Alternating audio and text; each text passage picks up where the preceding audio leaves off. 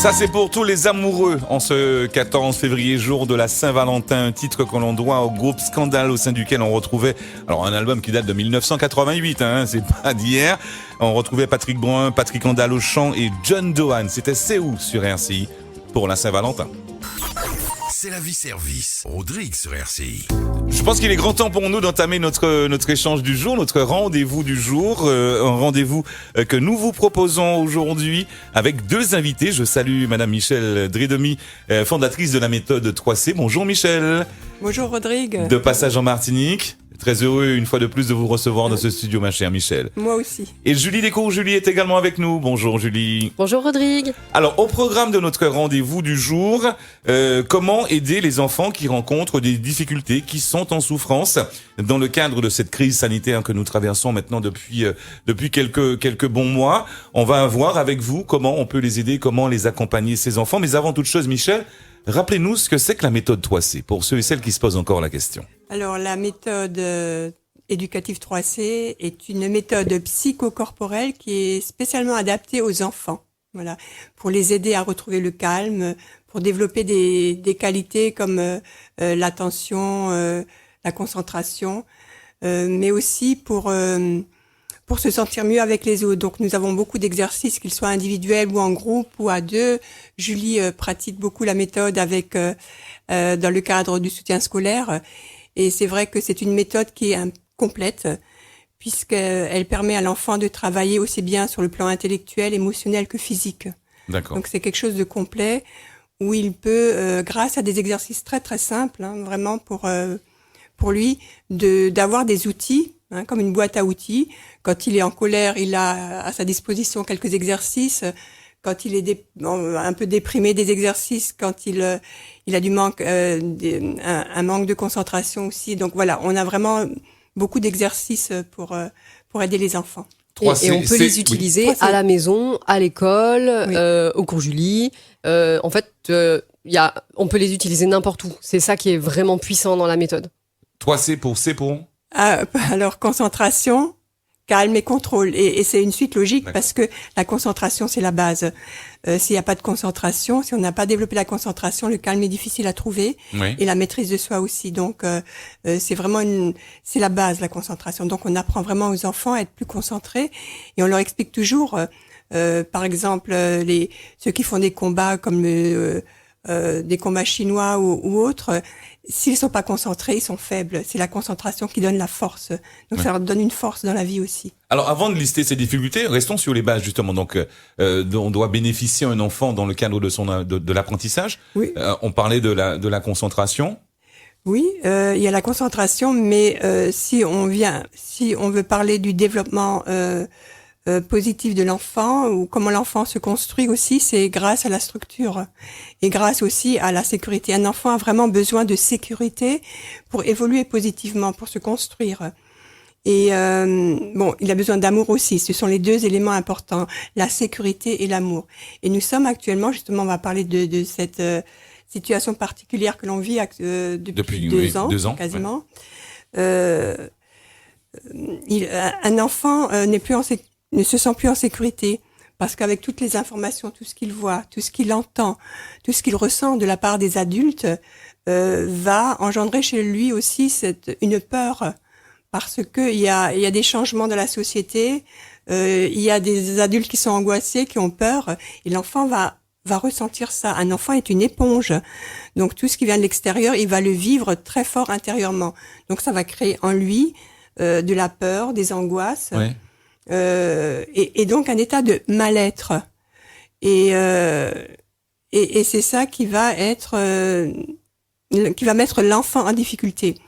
Et plus un enfant est en difficulté, plus l'adulte doit être là justement pour l'aider, pour le rassurer, mais aussi pour l'aider à ressentir moins fort ce mal-être.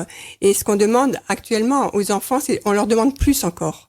C'est-à-dire que Julie pourra vous en parler. Au niveau scolaire, tout devient compliqué. Il y a de plus en plus de devoirs. On leur demande plus, alors que c'est l'inverse qu'il faut faire. C'est-à-dire que l'adulte ou ceux qui encadrent les enfants doivent amener un sentiment de sécurité, mais aussi beaucoup d'empathie, d'amour, pour que ça équilibre un peu ce Oui. manque de sécurité. Il faut donner plus d'amour, plus d'empathie, plus de douceur, parce que l'enfant vit dans un monde qui n'est pas normal pour lui, qui Il n'est est violent. qui est violent. Donc Oui. il faut Violent. que ce soit compensé. Alors que habituellement, ce qui se passe, c'est que l'adulte lui-même est stressé et dans la peur, et il en rajoute encore une couche. Et Et il l'enfant, transmet ça, donc, voilà. D'accord. Oui, Alors c'est que ça. c'est l'inverse qu'il faut C'est faire. vraiment ce que Oui, j'ai Julie. appris avec la méthode, avec Michel, depuis que je suis monitrice de méthode éducative 3C. Déjà, j'ai appris à me détendre. C'est sûr que quand j'ai connu Michel, j'étais très stressée, donc je véhiculais aussi ce stress aux enfants. Et j'ai aussi appris la bienveillance. Je juge plus les notes. Je dis pas, oh mince, tu t'es loupé. Non, plus jamais. Les Ouais. élèves me donnent une note, je ne dis plus rien. Est-ce que tu es content de ta note? Comment tu te sens avec ta note? Et puis après, on en discute. Et en fait, j'ai vraiment appris ça avec la méthode, la bienveillance et le lâcher prise et l'écoute. Vraiment l'écoute, c'est très très important. Les élèves les enfants ont beaucoup de choses à dire et on a tendance à pas tellement les écouter finalement, ou au moins entendre ce qu'ils ont à dire. Et ça, c'est vraiment important. On revient dans un instant, on continuera à parler des difficultés que rencontrent les enfants dans le cadre de cette crise sanitaire et des souffrances qu'ils subissent par rapport à cette crise et comment peut-on les aider, les accompagner. C'est juste après ça. C'est la vie service. Rodrigue sur RCI. 9h, 10h30. Santé, service, c'est la vie. Rodrigue sur RCI. Alors, on poursuit notre échange avec nos deux invités, Julie Descours-Julie et Michel Dredemy, fondatrice de la méthode 3C. Vous nous expliquez, mesdames, comment on peut aider et accompagner les enfants qui rencontrent des difficultés, qui sont en souffrance, hein, on peut le dire, dans le cadre de cette crise sanitaire que nous traversons maintenant depuis 2 ans. Parmi les difficultés, tiens, je posais la question à Julie, parmi les difficultés qui ont pu être recensées, quelles sont celles qui prédominent en fait, qui sont les plus prédominantes? Alors, j'ai demandé à mes élèves de témoigner. Je vais vous lire carrément ce qu'ils ont dit, comme ça, D'accord. je n'interprète pas. Très bien. Quelques exemples. Donc, j'ai Milana qui est en seconde, qui me dit, moi, j'ai un peu de mal dans certains cours parce que les profs veulent qu'on prenne conscience de la pandémie, alors qu'on est en plein dedans. Et c'est pas qu'on s'en fiche, mais c'est juste que dans la vie, il n'y a pas que ça. On est toujours des enfants qui vont bientôt être des adultes, mais on a déjà perdu 2 ans de notre vie à être paranoïaque d'une maladie. Et c'est pas que c'est rien, c'est juste qu'on veut profiter de la vie. Et c'est vraiment ça qui revient. Je demande souvent à mes élèves, je leur donne des challenges. Dans la semaine, est-ce que tu as fait une fois dans chaque journée quelque chose qui te plaît? On en est là. Hein. C'est la première fois de ma vie que je lance des challenges comme ça à mes élèves. Hein. Ouais. Donc ils se forcent à s'acheter un petit truc à manger qui leur plaît, se faire un petit gâteau, voir les copains, faire un petit peu de sport, écouter une relaxation, peu importe. Mais là, on en est là. C'est-à-dire qu'ils vont à l'école, ils travaillent et ils peuvent même pas aller à leurs activités sportives, soit parce que c'est fermé, soit parce qu'il y a le couvre-feu, soit parce qu'ils sont pas vaccinés. Mais les activités extrascolaires en prennent un coup. Oui. Voilà, donc il y a Milana, il y a la maman d'Achille donc qui me parlait du manque d'activité sportive, donc qui entraîne fatigue, sommeil de moins bonne qualité. Donc moi ça je l'avais pas remarqué, mais elle me le dit par rapport à ces 2 garçons. J'ai et j'ai aussi Astrid première qui me dit le lycée lui fait souvent affronter quelques craintes, quelques angoisses, de la fatigue, perte de concentration et ce qui entraîne un manque de confiance et d'estime en elle, donc estime de soi. Donc ça c'est vraiment par rapport à la crise que je leur ai posé la question, c'est pas la situation habituelle. Oui. Et ce qui revient aussi souvent c'est les devoirs. Et moi je l'ai remarqué aussi, ça fait 2 ans que y a plus de devoirs. Parce que j'ai l'impression que les professeurs essaient de rattraper le retard avec tous les confinements. Et il y a une maman qui me dit la quantité de devoirs a beaucoup augmenté.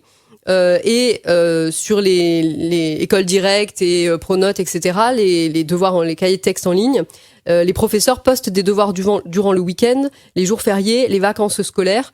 J'en ai même eu qui ont eu des devoirs le 1er janvier pour la rentrée le 3 janvier. D'accord. Donc ça, tous mes élèves, à peu près la moitié des élèves ont un souci avec les devoirs.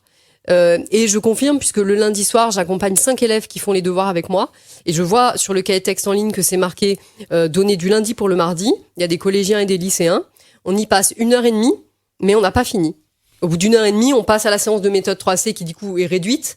Mais parce que je veux pas qu'ils se couchent trop tard. Oui.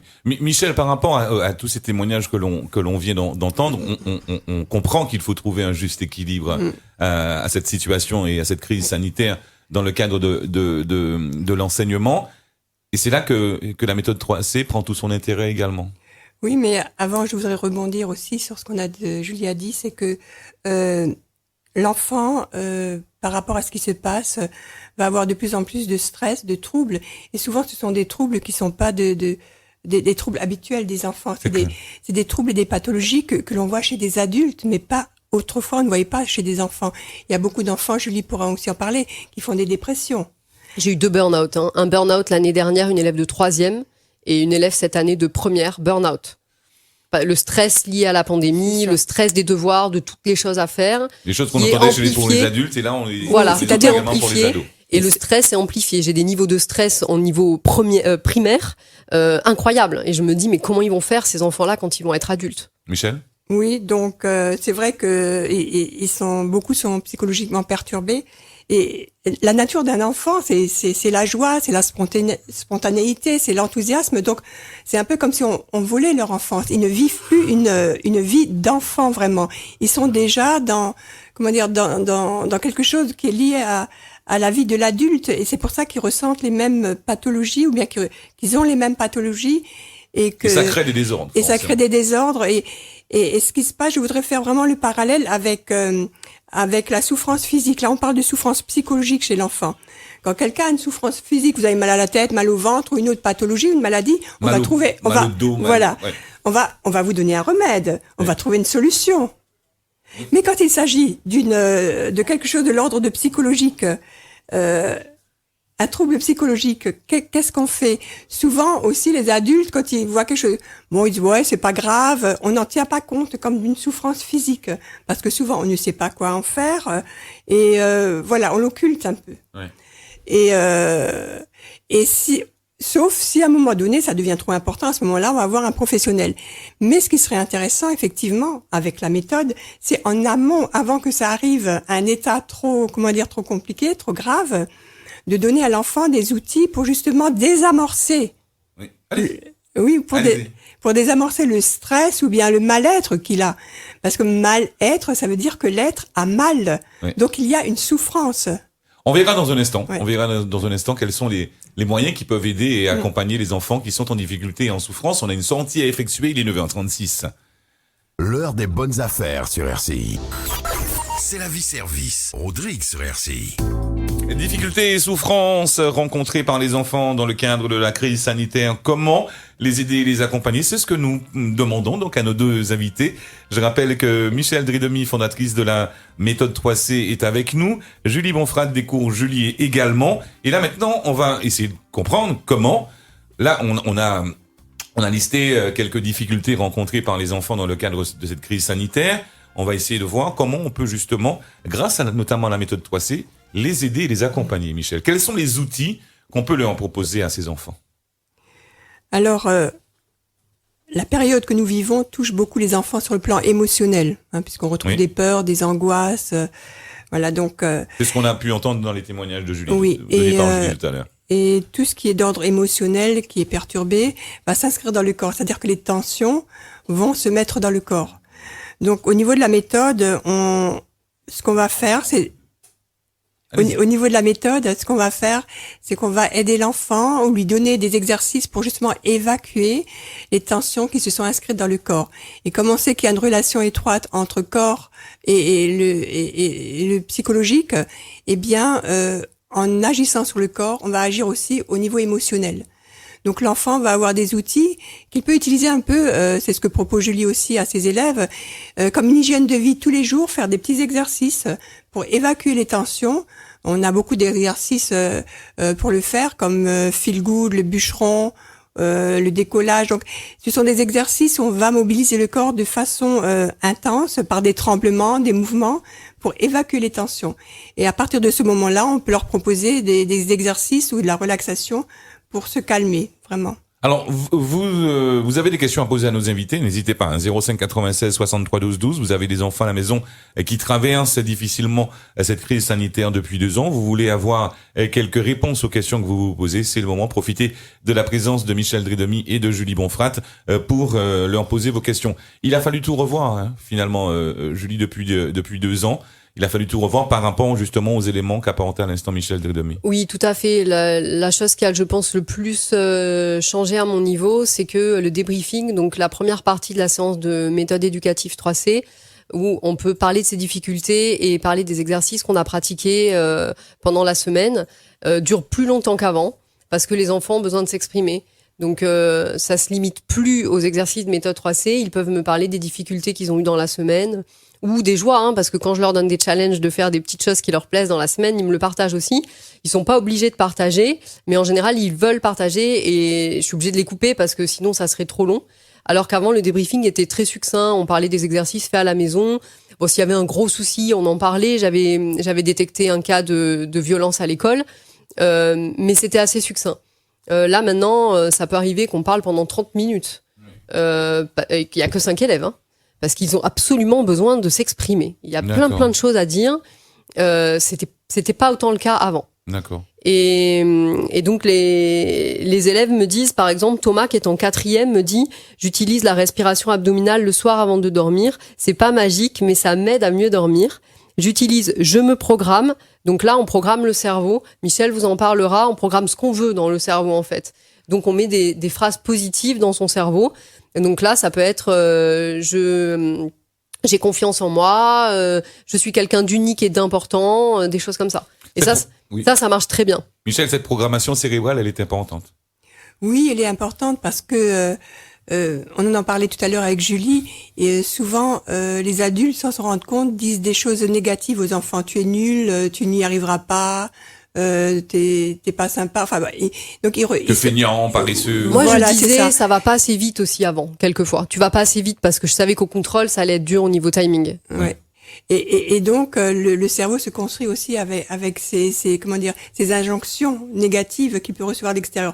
Donc on apprend à l'enfant de se reprogrammer de manière positive. Hein, s'il entend pendant 4-5 ans qu'il est nul, ben ça va donner un adulte qui n'a pas confiance en lui, qui a aucune estime de lui. Donc il faut que lui, il inscrive ses phrases dans son cerveau. Oui. C'est comme une programmation cérébrale, parce que le cerveau, pour lui, il fait pas la différence entre la réalité et l'imaginaire. C'est-à-dire que le cerveau croit ce qu'on dit. Oui. Donc, si quelqu'un, tout bêtement, quoi. Voilà. Mais oui, c'est un programme. Oui. C'est comme dans les ordinateurs. Il y a un programme. Tout à fait. Une fois que le programme est mis en place, ça sera toujours le même programme, sauf si à un moment donné, on supprime ce programme et on en met un autre. Oui, tout à fait. Donc c'est un peu ce qu'on apprend aux enfants, c'est-à-dire qu'ils peuvent se programmer par rapport à des choses positives et dont ils ont besoin. Je suis capable de. Je suis capable de. j'ai confiance en moi. J'ai confiance en moi. Oui, et puis les adultes aussi peuvent reformuler. Hein. Maintenant, je dis plus ça va pas assez vite. Hein. Je dis je vais t'aider à aller plus vite pour être dans les temps à ton contrôle. D'accord. Et alors il y a aussi je me concentre qui permet de mieux se concentrer avant de travailler. Et donc Thomas me dit, quand je n'ai pas envie d'aller au cours Julie le lundi soir, quand je suis fatiguée, ce qui me motive, c'est la méthode 3C et la relaxation. Je n'arrive pas encore à gérer mes émotions, il a commencé il y a 3 mois. Mais quand je m'énerve sur ma petite sœur, mais par contre, ça m'apporte un certain contrôle et un grand bien-être. Est-ce qu'on entendrait ça de la bouche d'un enfant il y a encore quelques années de cela? Il est en 4e. C'est quand même, c'est criant de vérité. Est-ce que ce témoignage est criant de vérité, Michel, par rapport à la situation d'autres enfants, certainement, les souffrances d'autres enfants? Là, on n'est plus dans la difficulté, on est dans la souffrance. Oui. Mais oui, il y a des souffrances. Évidemment, les enfants souffrent et c'est terrible. Et moi, ce qui me désole vraiment, c'est que l'adulte ne s'en rend pas vraiment compte, ne prend pas la dimension de cette souffrance. Il est pris aussi dans ce tumulte. Oui, je rejoins Michel. L'adulte ne prend pas la dimension. J'ai un élève qui est extrêmement stressé et je sais pas si sa maman m'écoute, mais je lui ai dit vendredi et en fait, elle se rendait pas vraiment compte. Oui.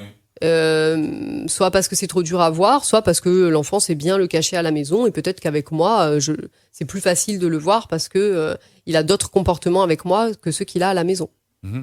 Et la maman d'Andy, qui est en seconde, me dit « La méthode 3C est une bouffée d'oxygène pour mon jeune. Cela le recentre. Je dirais que c'est sa bulle de bien-être, de bonheur, son petit paradis. Merci d'être là. » Ce qu'il faut retenir, parce qu'on a eu l'occasion également de vous recevoir déjà, Michel, dans le cadre de cette émission, c'est qu'elle est facile à mettre en place, cette méthode 3C. Mais oui, mais il y a des exercices très simples. Et actuellement, moi, ce que j'aimerais aussi, c'est que des enseignants prennent en mesure cette pratique. Là, on a Katie Touin, qui est une monitrice et formatrice, qui va faire une formation, je crois, mercredi, ça commence mercredi, dans l'école Saint-Joseph de Cluny. D'accord. Donc, c'est-à-dire qu'elle va former des enseignants.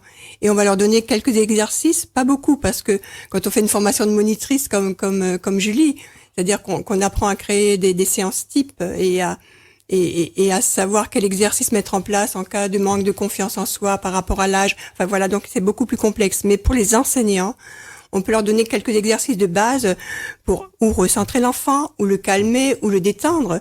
Parce que à un moment donné, s'il y a trop de pression, trop de tension, c'est comme une cocotte minute, ça explose. Donc le climat de classe ne va pas être positif pour un enseignement. Donc, il vaut mieux d'abord, en fait, un enfant qui est stressé, qui n'est pas calme, ne veut pas enregistrer quelque chose au niveau cérébral. Ce que traversent les enfants là, ce n'est pas un épiphénomène. Il faut vraiment, vraiment prêter une attention particulière. Il ne faut pas se dire, c'est normal, on est dans le contexte. C'est un peu normal qu'il soit stressé, qu'il soit angoissé, qu'il soit anxieux. Non, il faut vraiment faire quelque chose. Oui, il faut être d'autant plus attentif et plus compréhensif. Les enfants sont en souffrance ou bien en difficulté. Et l'adulte, c'est lui le référent. C'est lui qui doit aider l'enfant. Donc, il doit se rendre compte qu'il faut encore plus le soutenir et lui apporter une dose d'affection encore plus grande parce qu'il est en souffrance. C'est comme quelqu'un qui est malade. On va pas le laisser de côté et puis dans sa souffrance, on va l'aider. Oui. Donc là, c'est la même chose. Et c'est pas sur le plan physique, mais c'est au niveau psychologique et émotionnel qu'il faut aider l'enfant. Je reviens sur le témoignage, Julie, là, de Thomas, je crois, qui disait, Thomas, la maman qui disait que c'est une véritable bouffée d'oxygène pour la maman la méthode d'Andy. 3C. Oui, la maman d'Andy. Là aussi, cette méthode 3C, elle prouve bien, qu'elle amène des résultats, qu'elle donne des résultats positifs. Oui, alors en fait, c'est bon, quand on sort de la séance, c'est sûr, on est bien. Moi, j'ai suivi des séances avec d'autres monitrices, on plane, hein, on est bien, on est détendu. J'ai du mal à ressentir ça, à refaire ça toute seule à la maison, c'est vrai. Hein. Maintenant, ça va mieux. Mais ce que j'aimerais que les élèves arrivent tous à faire, ils y arrivent pas encore tous, c'est de pratiquer vraiment à la maison régulièrement. Parce que la séance, c'est bien, mais c'est pas toujours suffisant pour vraiment régler les soucis qu'il y a à régler. Là où on a vraiment des résultats, c'est en pratiquant tous les jours.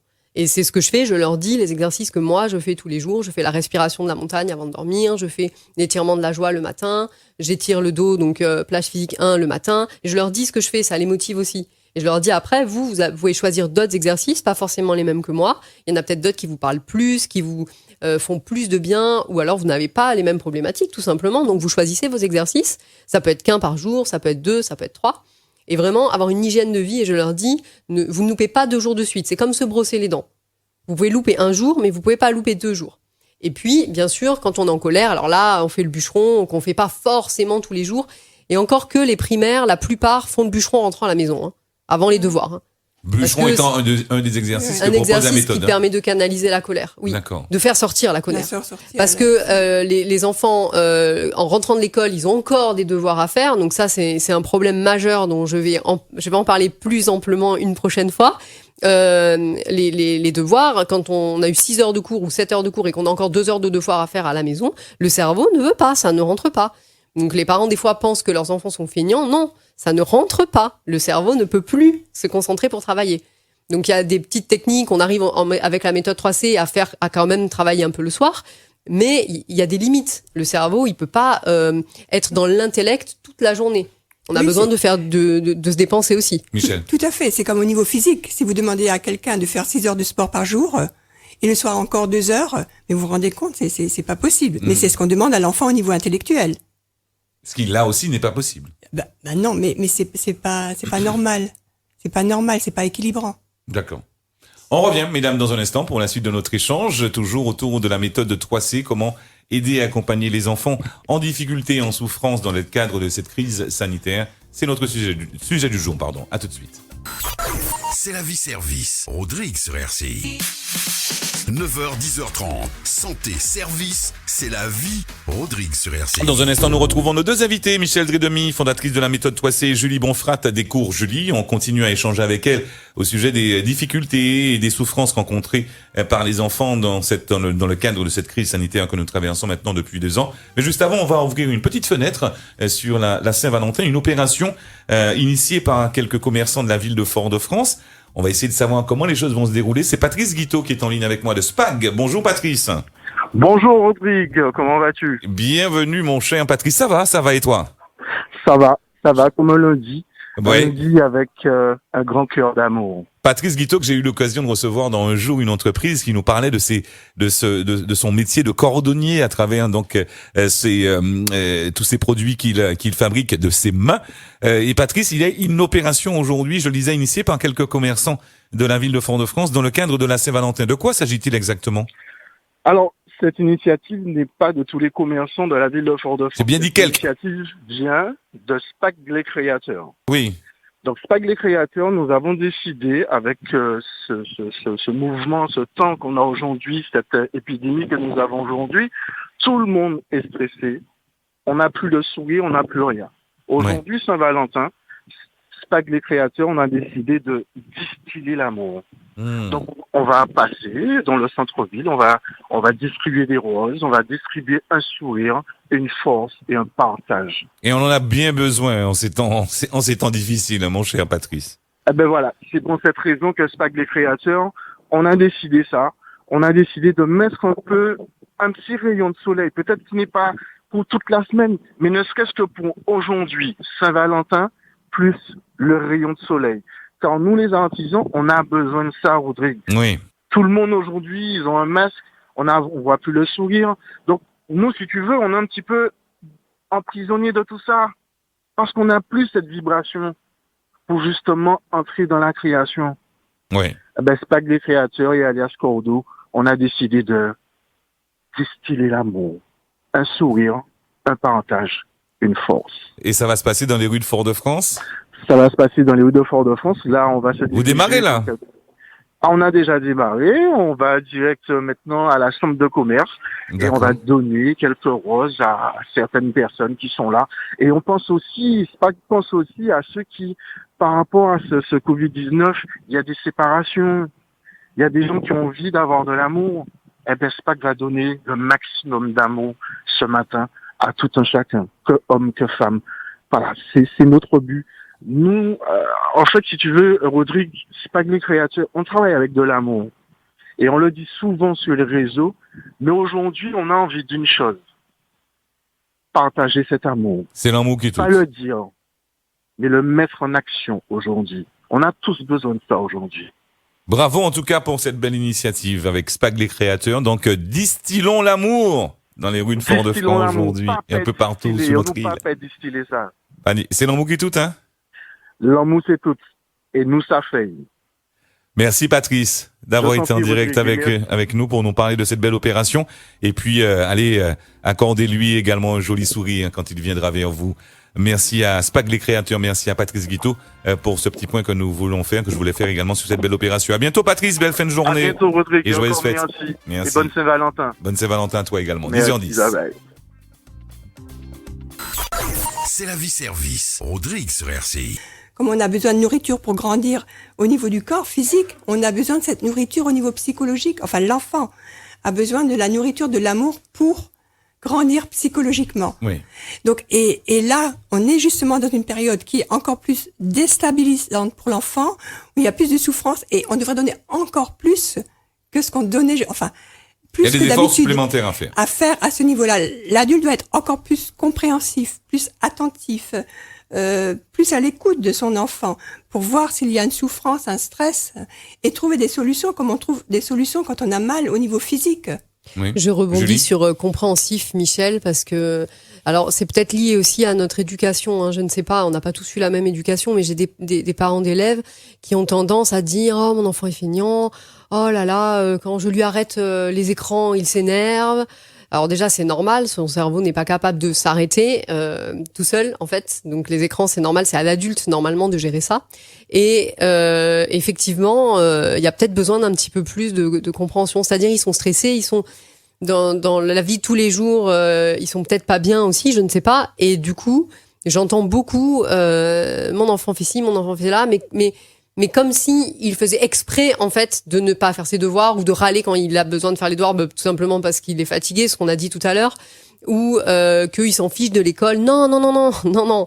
Les élèves, les enfants, comme disait Michel, ce sont des éponges, ils ont envie d'apprendre.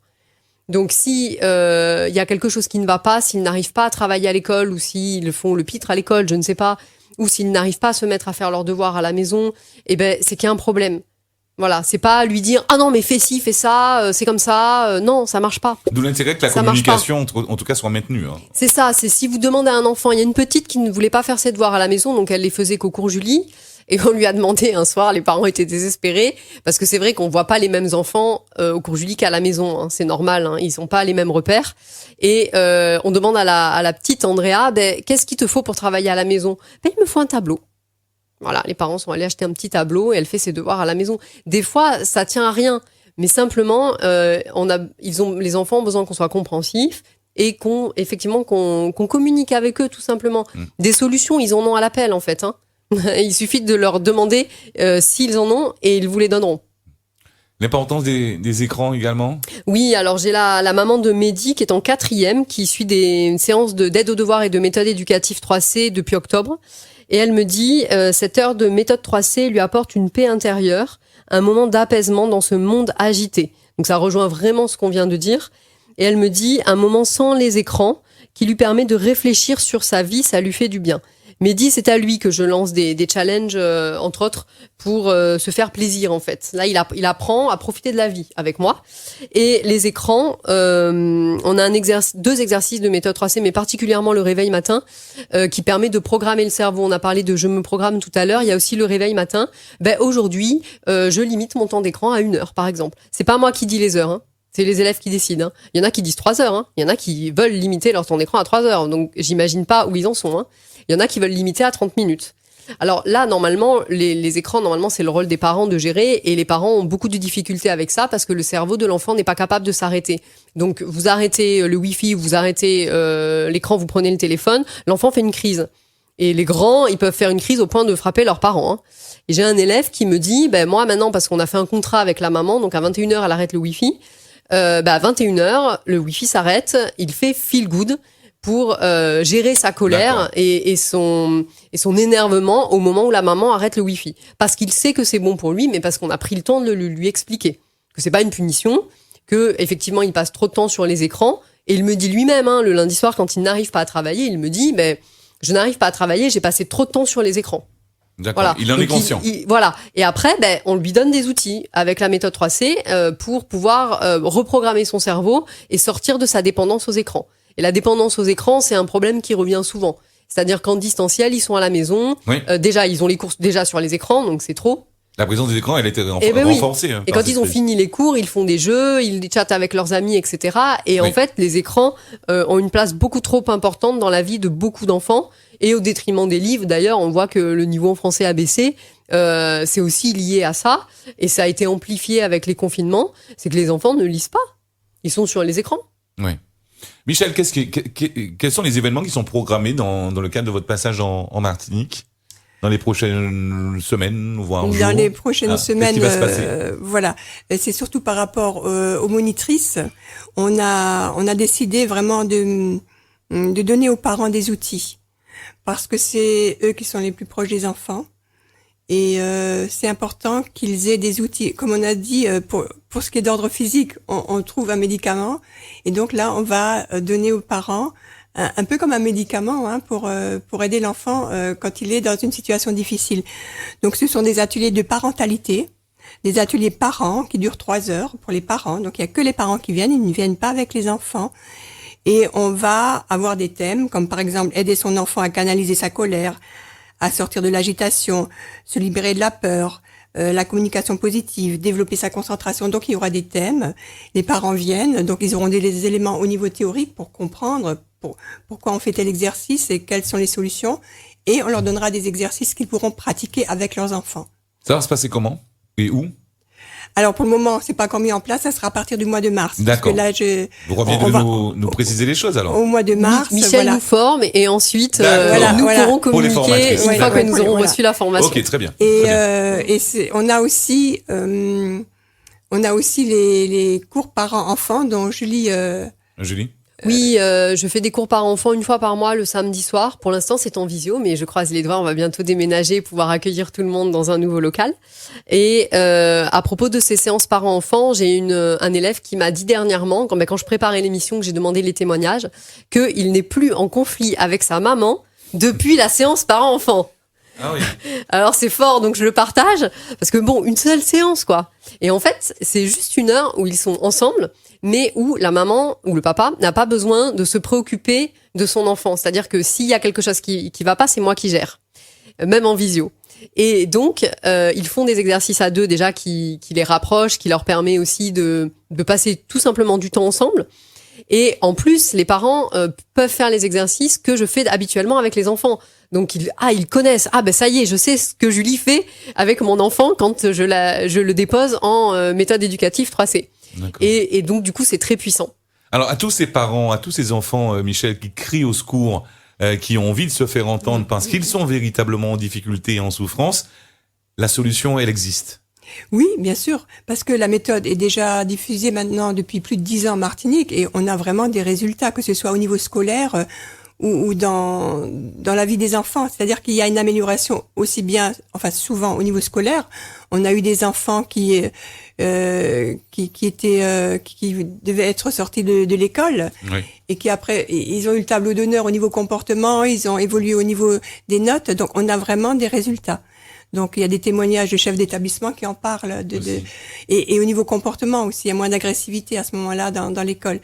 J'imagine que selon vous, elle devrait être beaucoup plus démocratisée. Oui, moi je pense que et pourtant c'est surtout parce que ce sont des exercices très simples.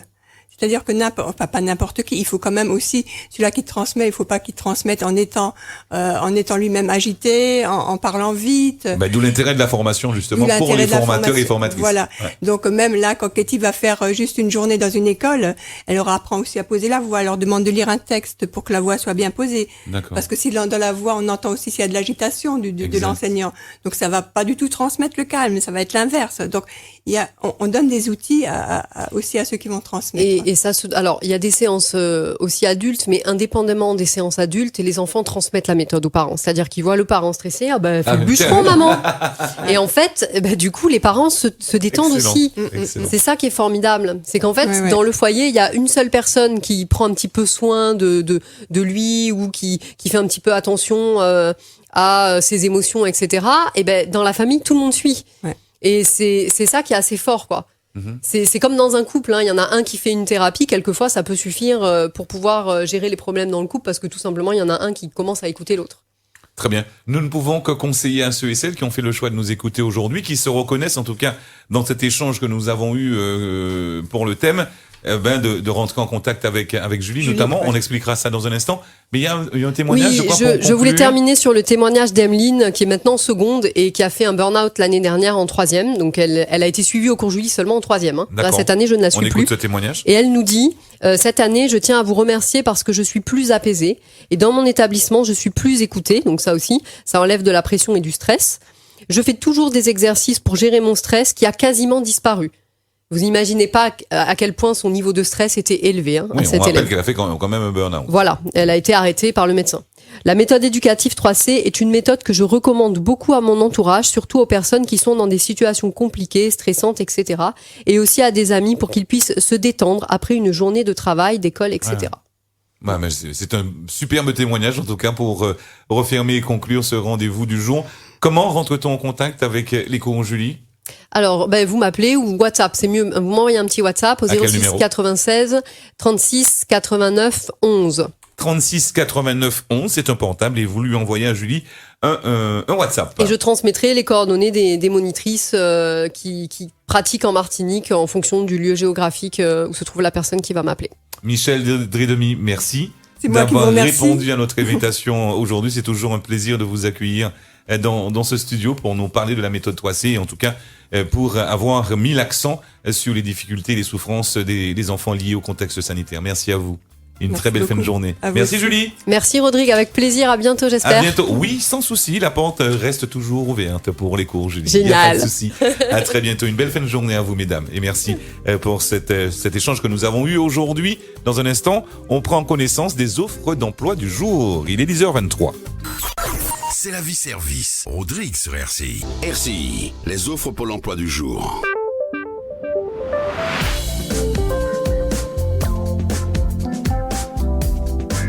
Et on referme notre rendez-vous du jour avec les offres d'emploi de ce lundi 14 février. On commence par l'offre 125 SGZB, électromécanicienne d'équipement d'exploitation.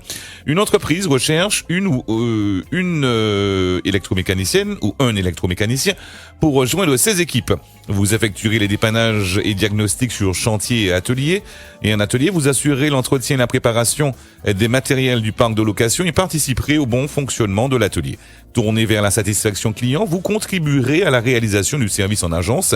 Rigoureux et polyvalent, vous justifiez d'une expérience et connaissance du matériel de BTP. Vous avez de bonnes connaissances en mécanique, électricité et hydraulique. Vous avez le sens du service et aimez travailler en équipe. Nature de l'offre, contrat à durée indéterminée. Formation Bac+D ou Bac+2 ou équivalent Bac Pro, BTS électrotechnique plus K16 10. Expérience exigée de 3 ans. Lieu de travail du COS, durée hebdomadaire de travail 35 heures, horaires normaux et permis B véhicule léger. Pour postuler à cette offre, veuillez vous positionner avec votre compte Pôle emploi. La deuxième offre, 125 SGYL, chef d'atelier d'engins de levage et de manutention, homme ou femme. Une entreprise recherche un mécanicien ou une mécanicienne responsable pour homme ou femme, pour rejoindre ses équipes. Vous effectuerez votre mission sous la responsabilité du responsable d'agence. Vous effectuez les dépannages ou les révisions de toute autonomie. Vous êtes rigoureux, rigoureuse, polyvalente et vous justifiez d'une expérience et connaissance du matériel de BTP. Vous avez de bonnes connaissances en mécanique, électricité et hydraulique. Vous avez le sens du service et aimez travailler en équipe. Nature de l'offre, contrat à durée indéterminée. Une expérience exigée de 3 ans, formation Bac+2 ou équivalent Bac Pro, BTS électrotechnique plus K16 10. Lieu de travail du COS, durée hebdomadaire 39 heures, horaires normaux et permis B véhicule léger. Et pour postuler à cette offre, veuillez vous positionner également avec votre compte Pôle emploi. Voici pour les offres du jour qui referment notre rendez-vous de ce lundi 14 février. Je vous souhaite à toutes et à tous une belle journée. Dans un instant, vous avez rendez-vous avec Julie, la nôtre. Julie et Charlie pour à votre service. C'est la vie, les offres pour l'emploi du jour.